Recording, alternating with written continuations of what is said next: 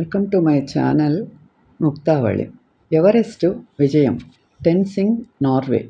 సహస్రాబ్ది ప్రారంభంలో షెర్పా టెన్సింగ్గా సుప్రసిద్ధుడైన టెన్సింగ్ నోర్గే టైమ్ పత్రిక యొక్క 20వ శతాబ్దపు 100 మంది వీరులలో ఒకరిగా ఎంపికయ్యారు. ప్రపంచంలోనే అత్యంత ప్రసిద్ధ పర్వతారోహణ మార్గదర్శి అయినందున నోర్గే పేరు ప్రముఖుల గుర్తింపుగా ప్రచారం చేయడానికి ప్రధాన కారణంగా నిలిచారు. ఆయనను భారతీయుడు, నేపాలీ, టిబెటన్ అని రకరకాలుగా పేర్కొన్నారు.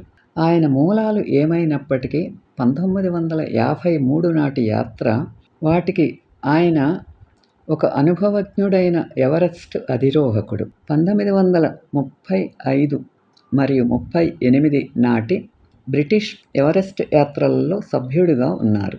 1952లో ఒక స్విస్ యాత్ర బృందంతో కలిసి శిఖరానికి 1000 అడుగులు 300 మీటర్ల సమీపం వరకు చేరుకున్నారు. ఎవరెస్ట్ విజయంలో ఆయన పాత్రకు గాను జార్జ్ క్రాస్ పురస్కారం అందుకున్నారు మరియు తదనంతరం ఇన్స్టిట్యూట్ ఆఫ్ మౌంటనీరింగ్కు అధిపతిగా, షెర్పా అసోసియేషన్కు అధ్యక్షుడిగా నియమితులయ్యారు. ఎవరెస్ట్ విజయం భూమిపై అత్యంత ఎత్తైన ప్రదేశంగా నిరూపించబడిన ఒక శతాబ్దం తరువాత ఎడ్మండ్ హిల్లరీ మరియు టెన్సింగ్ నార్వే ఎవరెస్టును జయించారు. 1852లో నిర్వహించిన ఒక సర్వేలో మౌంట్ ఎవరెస్టు భూమిపైనే అత్యంత ఎత్తైన శిఖరమని తేలింది.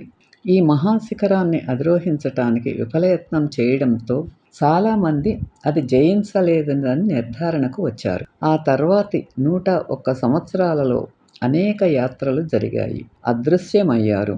వారు శిఖరాన్ని చేరుకుని మరణించి ఉండవచ్చనే అవకాశాన్ని లేవనెత్తారు. 1924లో జార్జ్ మల్లోరీ మరియు ఆండ్రూ ఇర్విన్ 28,000 అడుగుల ఎత్తుకు ఎక్కారు. 8,534 అడుగులు కిందకి దిగారు. కానీ ఎవరెస్ట్ అధిరోహించటం సాధ్యమవుతుందో లేదో అప్పటికీ ఎవరికీ తెలియదు.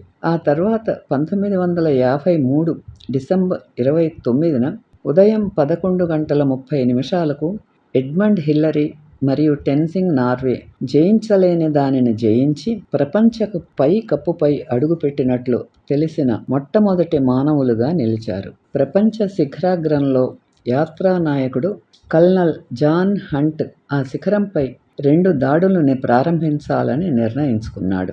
మొదటి జంట పర్వతారోహకులు ఆక్సిజన్ కారణంగా వెనుదిరిగారు. ఆ తర్వాత హిల్లరీ మరియు నోహ్లకు చరిత్ర సృష్టించే అవకాశం లభించింది. వారు బరువైన కానీ ఎక్కువ కాలం పనిచేసే శ్వాస పరికరాలను మోసుకెళ్లారు. అత్యంత ఎత్తైన శిబిరం నుండి బయలుదేరిన గంటల తర్వాత వారు హిల్లరీ వర్ణించినట్లుగా సమరూప అందమైన మంచు శంఖువు శిఖరాన్ని చేరుకున్నారు. అక్కడ వారు పర్వత దేవతలకు నైవేద్యాలుగా మొక్కలు నాటారు. హిల్లరీ హంట్ తనకు ఇచ్చిన శిలువను అక్కడే వదిలిపెట్టాడు. క్వీన్ ఎలిజబెత్ II యొక్క కరోనా వైరస్ వ్యాప్తికి ముందు రోజు ఈ వార్త బ్రిటన్కు చేరింది. ఈవినింగ్ న్యూస్ ఇలా నివేదించింది: ఈ రోజు లక్షలాది జెండాలు బ్రిటన్ను అలంకరిస్తుండగా ప్రపంచంలోనే అత్యంత ఒంటరిదైన యూనియన్ జాక్ దాని ఎత్తైన శిఖరం నుండి ఎగురుతోంది అని. ఎడ్మండ్ హిల్లరీ మరియు టెన్సింగ్ నార్వే ఎదురుగా క్యాంప్ సౌత్ సమ్మిట్ను స్థాపించడానికి సౌత్ పోల్ నుండి బయలుదేరడానికి సిద్ధమవుతున్నారు. వారి చివరి చారిత్రాత్మక యాత్రను చేయడానికి ముందు మే 1953. ఈ సందర్భంగా మీరెక్కడ ఉన్నారు? టెన్సింగ్ వైపు చూసి బాలాక్లావా గాగుల్స్ మరియు ఆక్సిజన్ మాస్క్ అన్నీ పొడవైన మచ్చలతో నిండి ఉన్నప్పటికీ తన ముఖాన్ని దాచుకున్నాడు. స్వచ్ఛమైన ఆనందంతో కూడిన తన అంటువ్యాధి లాంటి చిరునవ్వును మరుగుపరుస్తూ అంతా గందరగోళంగా కనిపించాడు. మేము కరచాలనం చేసుకున్నాను. ఆ తర్వాత అతను నా భుజాల చుట్టూ చేతులు వేసి మేం ఒకరినొకరు గట్టిగా హత్తుకున్నాము. మేము అలా అయ్యే వరకు తిరిగి రావద్దని అనుకున్నాము. Edmund hill. ఈ వీడియో మీకు నచ్చితే లైక్ చేసి, షేర్ చేసి, సబ్స్క్రైబ్ చేయండి.